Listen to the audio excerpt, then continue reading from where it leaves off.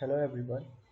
In this video, we'll be solving maximum product subset of an array. So in this question, what we have to do is we have to find the maximum product of any subset in the array. So the first approach is basically try all possible subsets and multiply them with each other and find the product of them, and the maximum will be our answer.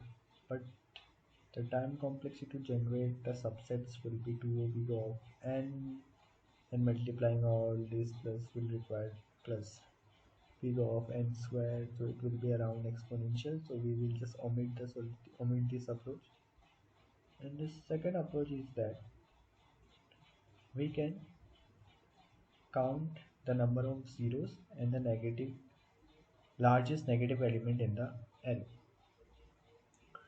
So let's see what we will do in the approach. Let's just write in the code and explain it. I will explain it to you. What if our n is equals to 1? So we know that if our n is equals to 1, we just return the zeroth that element. And next, we will create a variable name max negative equals to int minimum and count 0. In max negative, I will store the maximum negative element, and in count 0, I will store the maximum. Sorry, not maximum, the number of zeros in the array. And I will create a variable mod int const mod 29 plus 7 sorry and the product, and I will create a product long answer equals to 1. So let's traverse the error. So int I equals to 0, I will return I plus 1. Whenever we find if there is a 0, if array of I equals to 0, we'll just count 0 plus plus and we'll do continue, because we don't want to add multiply 0, because if we multiply 0 in our answer, the answer becomes zeros. Else if array of I is a of I is negative, so we will just put it in our max negative variable, max of a of I and max negative variable, and we will also create a one variable which will count negative, so just do negative, count negative plus plus.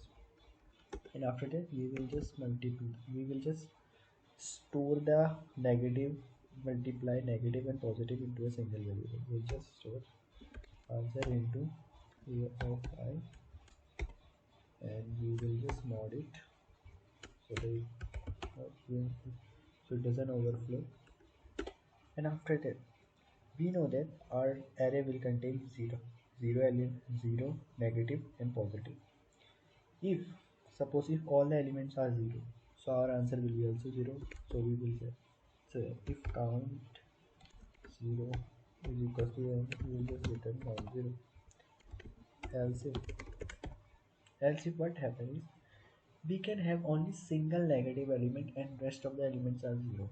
If this condition arrives, then we will return 0, because there is only one negative element. Multiplying it with other zeros will only the maximum product will be 0. So we will say if count negative is equal to 1 and count 0 equals to n minus 1. That means only one negative element and rest of the elements are 0. So we will just return count 0. And after that, what can happen is we can have positive element in our array also, negative element in our array also, and zeros also. So in this condition we will check only one single condition. Else if our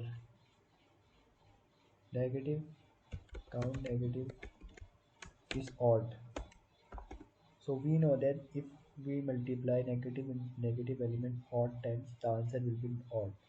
So we just need to remove the smallest, largest, uh, max negative element from our answer, because removing the smallest will give our answer bigger value. So we will just divide our answer by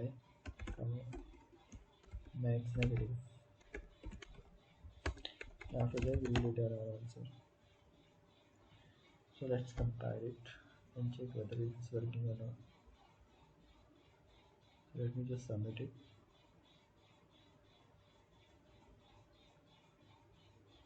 So as you can see, the answer is submitted.